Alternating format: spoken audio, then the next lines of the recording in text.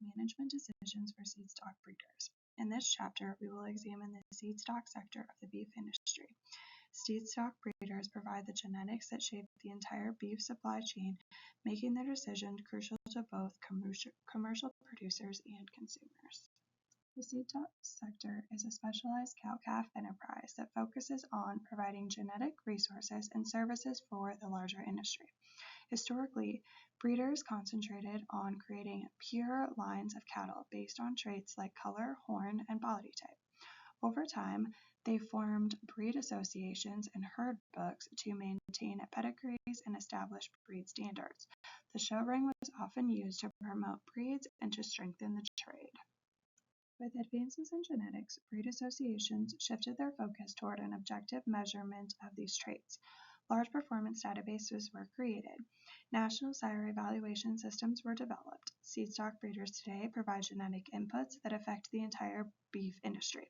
Their decisions ripple through cow-calf, feedlot, packer, and retail sectors. Seed stock breeders must avoid focusing on short-term trends. For example, in the 1980s, many producers selected from very large frames and high milk production. These cattle proved unprofitable in the long run because of higher feed costs and management challenges. The lesson that was learned is profitability requires balancing genetics for long-term planning. Average seed stock enterprise lasts approximately 7 years and shows how difficult it is to survive in this sector. Breeding program goals vary widely. They vary from producing award-winning show cattle to supplying genetics for a commercial producer. They also must establish a reputation as an elite breeder by selling semen or embryos. Clear goals are established because they shape the program's direction and marketing. Identification systems are essential for seed stock breeders. Ear tattoos are permanent IDs that are applied at approximately 3 months of age. Freeze brands are best on dark hide cattle but can be applied at any time. Ear tags are the easiest for a visual identification, but they are not permanent. An accurate identification ensures pedigree integrity, performance recording, and market credibility. Comes from your textbook and shows the flow of genetics within the beef industry. It also comes from your textbook and it shows the double identification in a calf's ear using both a tattoo and a plastic ear tag. Note that the same identification number is used in both of these methods. Breeders still rely on visual appearance alone, but this is a poor indicator of economically important traits. Objective measures such as weight, calving intervals, and carcass data are more reliable. Breeders should focus on a quantifiable assessment to guide selection. This will ensure genetics are based on performance and not just an appearance. Table outlines the relative value of available indicators of genetic merit for any specific trait.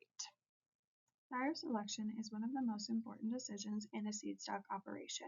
These goals are going to include producing live calves through fertility and calving ease, and making genetic improvements in growth, carcass, and efficiency. Although a bull only provides about 50% of the calf's genetics, his overall influence is much greater because he is siring many calves. Table looks at the genetic contributions of 3 bulls to the offspring currently produced within a herd. 4.3 clearly demonstrates that 80 to 90% of genetic improvement in a herd comes through bull selection. 4.4 looks at factors affecting bull selection decisions and the choice of mating system. EBDs are the industry standard for sire selection. This will predict our offspring performance relative to a breed average. It will include an accuracy ACC value to show the reliability. This is available online through breed associations or in a printed sire summary. Using EPD will ensure data-driven breeding decisions. Table 4.5 shows sire summary data for several Angus bulls. If bull B and bull C were used in the same herd, the expected performance of their calves should be as followed. Bull B's calves should be 16 pounds heavier at birth. Bull B's calves should weigh 59 pounds more at weaning. Bull B's calves should weigh 78 more pounds as yearlings, and Bull B's daughters would wean 7 pounds more per calf as a result of the superior the superiority in milk production. Accuracy is a measure of the expected change in the EPDs and is an additional prodigy data based on the available data. Lower accuracy estimates are expected to change more substantially as more information becomes available.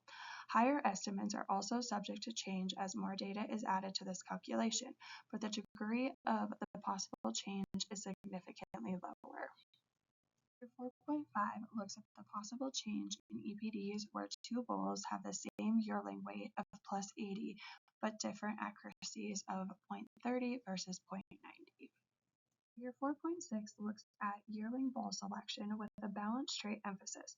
Bulls can be used naturally on replacement heifers.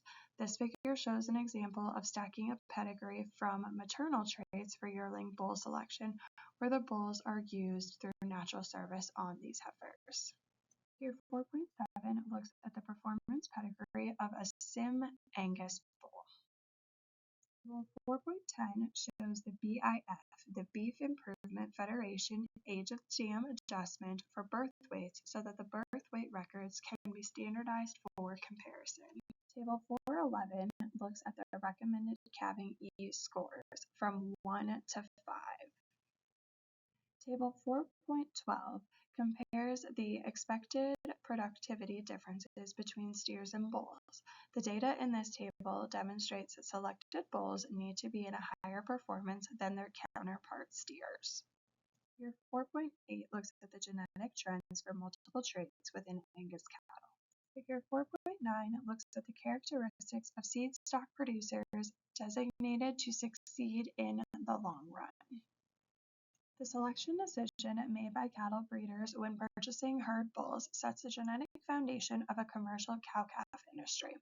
The use of private treaties for sale techniques provides a means for a seed stock supplier to provide genetics, and consumer support most clearly aligns with the needs of an individual buyer.